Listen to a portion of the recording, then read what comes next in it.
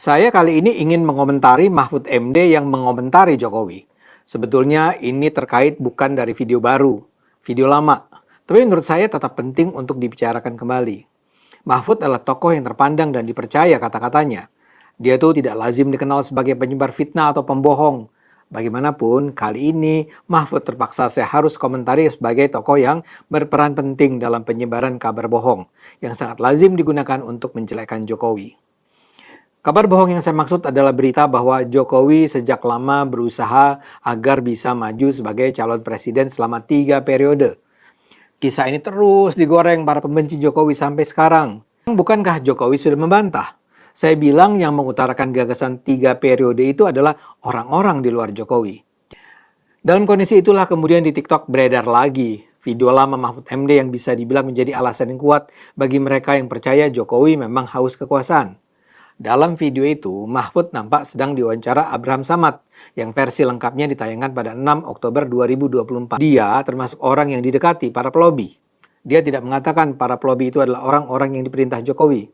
Mahfud hanya menjelaskan Jokowi tahu bahwa ada upaya itu dan Jokowi membiarkannya. Para pelobi itu mendekati banyak pihak seperti para petinggi partai dan para menteri, termasuk Mahfud sendiri yang menjabat sebagai Menko Polhukam di periode kedua Jokowi. Saat melobi, orang itu meyakinkan Mahfud bahwa perpanjangan masa jabatan presiden mudah dilakukan. Kata orang itu, saat upaya perubahan UUD 45 dilakukan, Jokowi akan diminta melakukan umroh agar Jokowi tidak terlihat sebagai mastermind-nya. Siapa orang yang melobi itu? Tanya Samad. Mahfud menolak menjawabnya. Itu nanti akan disampaikan suatu saat, kata Mahfud. Mahfud lalu berpetuah soal pentingnya moral hukum, bukan hanya prosedur hukum. Mahfud secara khusus menyebut nama Megawati sebagai petinggi partai yang paling keras menolak usulan itu. Mahfud juga cerita bahwa dirinya diiming-imingi jabatan oleh orang yang melobinya itu. Menurut orang itu, kata Mahfud, masa jabatannya sebagai menteri otomatis diperpanjang kalau upaya perubahan UUD itu goal. Tapi kata Mahfud, dia menolak iming-iming itu karena dia bukan orang yang haus kekuasaan. Mahfud juga cerita perannya sebagai Menko dipertanyakan ketika munculnya usulan itu.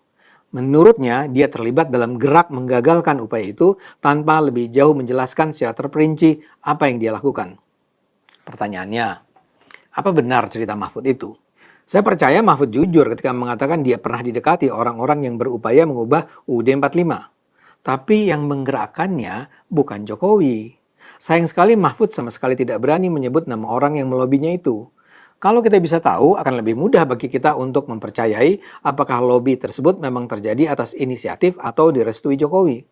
Sayangnya entah kenapa, Mahfud tidak bersedia menjelaskan kepada kita siapa orang itu. Tapi lebih dari itu, Jokowi sendiri secara terbuka mengatakan menolak perpanjangan 3 periode itu. Jokowi menolak semua usulan itu. Menurut Jokowi, pihak-pihak yang mengusulkan itu punya 3 motif buruk terhadapnya. Setelah pernyataan keras Jokowi itu, usulan perpanjangan masa jabatan presiden langsung mereda. Tapi pada Maret 2021 kembali bergulir.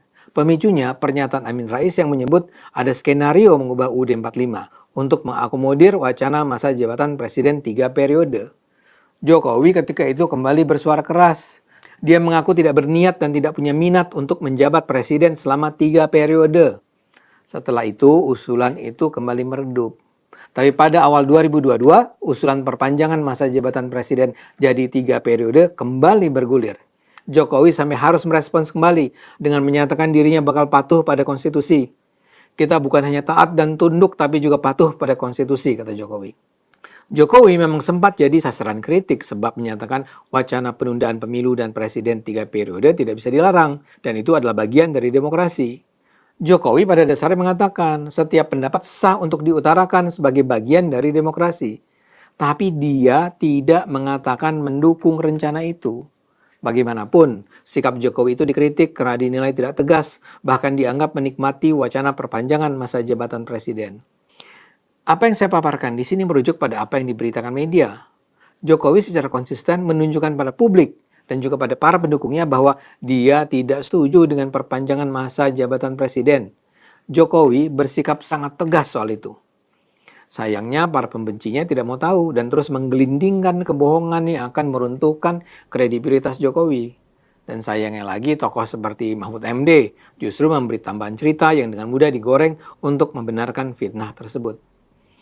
Bagaimanapun saya percaya, kebenaran akan menemukan jalannya sendiri. Saya percaya Jokowi jujur, dan kejujurannya akan menyelamatkannya dari fitnah-fitnah yang suka sekali disebarkan para pembencinya.